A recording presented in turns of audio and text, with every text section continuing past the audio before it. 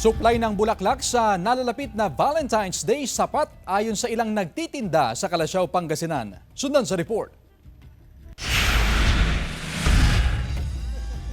Inaangkat ni Che ang mga panindang bulaklak mula sa Baguio City. Mayroon siyang sariling flower shop sa Calasiao, Pangasinan. Matatag daw ang presyo ng bulaklak ngayon tulad ng roses at sunflower na mabenta tuwing araw ng mga puso. 60 pesos ang presyo ng kada piraso ng rose at 75 pesos naman ang sunflower. Okay lang kasi every year naman ganyan eh.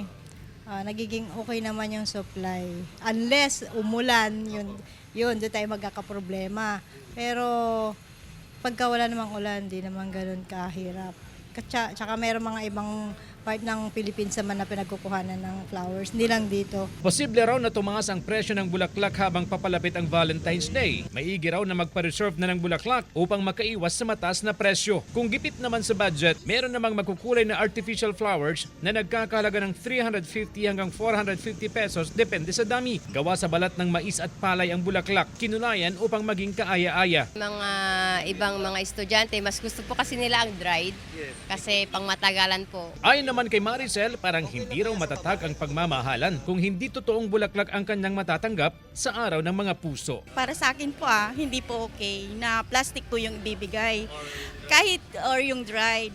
Kahit yung simpleng mapipitas lang sa kung wala talaga siyang budget, santan or sampagita, pwede na po yun. Kasi at least na-feel ko na totoo yung pagmamahal niya. Kasama si Ron Taniedo, CJ Torida, One North, Central Luzon.